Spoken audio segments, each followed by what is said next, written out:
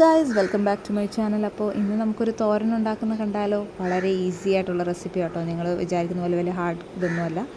എണ്ണ ഒഴിക്കുക, കടുകിടുക, പച്ചമുളക് ആൻഡ് കുറച്ച് ഗാർലിക്കും കൂടെ ഇട്ട് നന്നായിട്ടൊന്ന് മൂത്ത് വരുമ്പോഴത്തേക്ക് നമ്മുടെ ഉള്ളി ഇടുക. ഉള്ളി ഞാൻ ചെറുതായിട്ടാണ് അരിഞ്ഞിരിക്കുന്നത്. അതും കൂടി ഇതിലേക്കിട്ട് നന്നായിട്ടൊന്ന് വഴറ്റിയെടുക്കണം.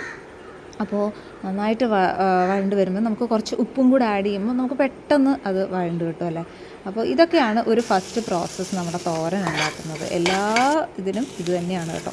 ഇനി നമുക്ക് കുറച്ച് കറിവേപ്പിലയും കൂടെ ആഡ് ചെയ്ത് കൊടുക്കാം.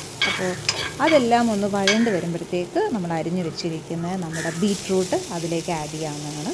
അപ്പം അതും നന്നായിട്ടൊന്ന് വെന്ത് വരണം. അത് നിങ്ങൾക്ക് വേണമെങ്കിൽ കുറച്ചൊരു കൈവെള്ളമൊക്കെ തളിച്ചിട്ട് ഒന്ന് മൂടി വെച്ച് ഒന്ന് വേവിക്കാം. അത് കുറച്ച് വെന്ത് കഴിയുമ്പോഴത്തേക്കും നമുക്ക് എന്ത് ചെയ്യണം, നമ്മൾ തേങ്ങ ആഡ് ചെയ്യണം. അതാണ് ഇതിൻ്റെ മെയിൻ ഇൻഗ്രീഡിയൻസ്. അപ്പോൾ രുചി കുറച്ചും കൂടി കൂടും കേട്ടോ. അപ്പോൾ അതിന് വേണ്ടിയിട്ടാണ് ഞാൻ ഈ തേങ്ങ ഇതിൽ ആഡ് ചെയ്യുന്നത്.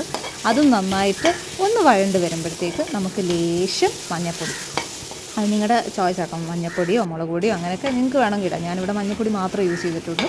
അപ്പോൾ അതും കുറച്ച് നേരം ഒന്ന് വഴണ്ട് വരുമ്പോഴത്തേക്ക് നമ്മുടെ beetroot thoran is ready guys. അപ്പോൾ എത്ര സിമ്പിളല്ലേ. ഇനി നമുക്കിത് നല്ല ചൂട് ചോറിൻ്റെ കൂടെ കഴിക്കാം.